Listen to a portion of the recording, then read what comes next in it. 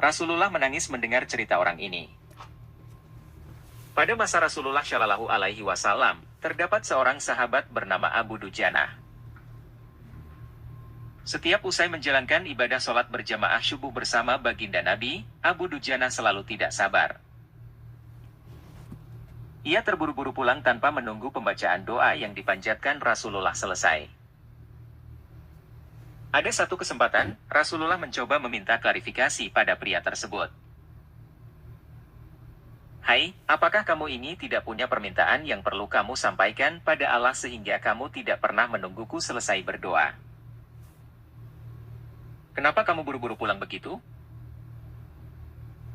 Ada apa? Tanya Nabi. Abu Dujanah menjawab, Anu Rasulullah, kami punya satu alasan. Apa alasanmu? Coba kamu utarakan, perintah baginda Nabi. Begini, kata Abu Dujanah memulai menguraikan jawabannya. Rumah kami berdampingan persis dengan rumah seorang laki-laki. Nah, di atas pekarangan rumah milik tetangga kami ini, terdapat satu pohon kurma menjulang, dahannya menjuntai ke rumah kami. Setiap kali ada angin bertiup di malam hari, kurma-kurma tetanggaku tersebut saling berjatuhan, mendarat di rumah kami. Ya Rasul, kami keluarga orang yang tak berpunya. Anakku sering kelaparan, kurang makan. Saat anak-anak kami bangun, apapun yang didapat, mereka makan. Oleh karena itu, setelah selesai sholat, kami bergegas segera pulang sebelum anak-anak kami tersebut terbangun dari tidurnya. Kami kumpulkan kurma-kurma milik tetangga kami tersebut yang berceceran di rumah, lalu kami haturkan kepada pemiliknya. Satu saat, kami agak terlambat pulang. Ada anakku yang sudah terlanjur makan kurma hasil temuan.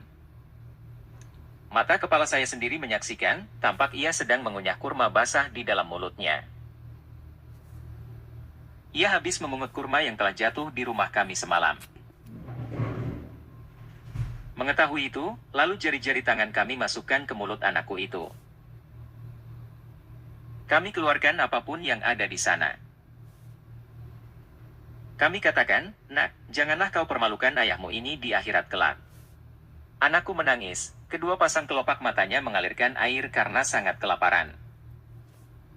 Wahai baginda Nabi, kami katakan kembali kepada anakku itu, hingga nyawamu lepas pun, aku tidak akan rela meninggalkan harta haram dalam perutmu.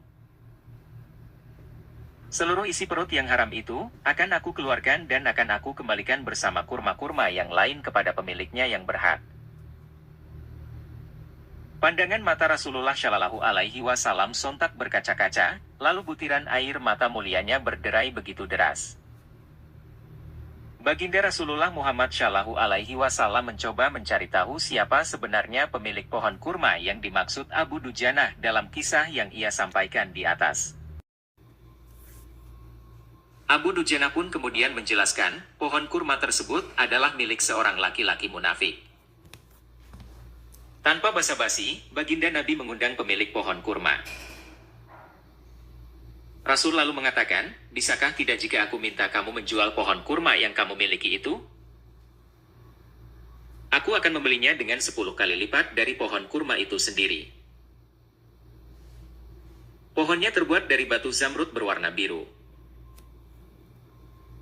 Disirami dengan emas merah, tangkainya dari mutiara putih.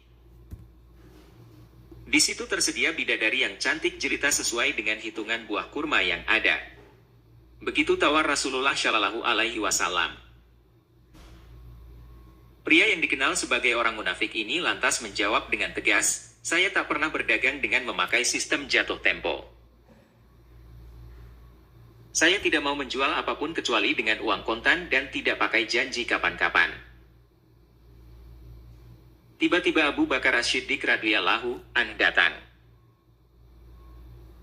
Lantas berkata, ya sudah, aku beli dengan 10 kali lipat dari tumbuhan kurma milik Pak Fulan yang varietasnya tidak ada di kota ini.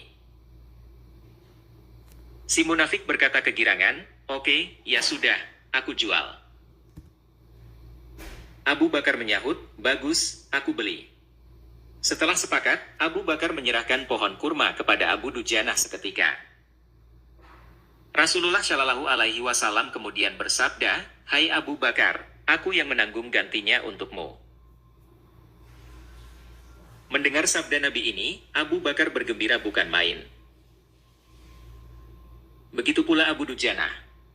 Sedangkan si munafik berlalu. Ia berjalan mendatangi istrinya, lalu mengisahkan kisah yang baru saja terjadi. "Aku telah mendapat untung banyak hari ini. Aku dapat 10 pohon kurma yang lebih bagus. Padahal kurma yang aku jual itu masih tetap berada di pekarangan rumahku. Aku tetap yang akan memakannya lebih dahulu dan buah-buahnya pun tidak akan pernah aku berikan kepada tetangga kita itu sedikit pun." Malamnya, saat si munafik tidur dan bangun di pagi harinya, tiba-tiba pohon kurma yang ia miliki berpindah posisi, menjadi berdiri di atas tanah milik Abu Dujanah. Dan seolah-olah tak pernah sekalipun tampak pohon tersebut tumbuh di atas tanah si munafik. Tempat asal pohon itu tumbuh rata dengan tanah. Ia keheranan tiada tara.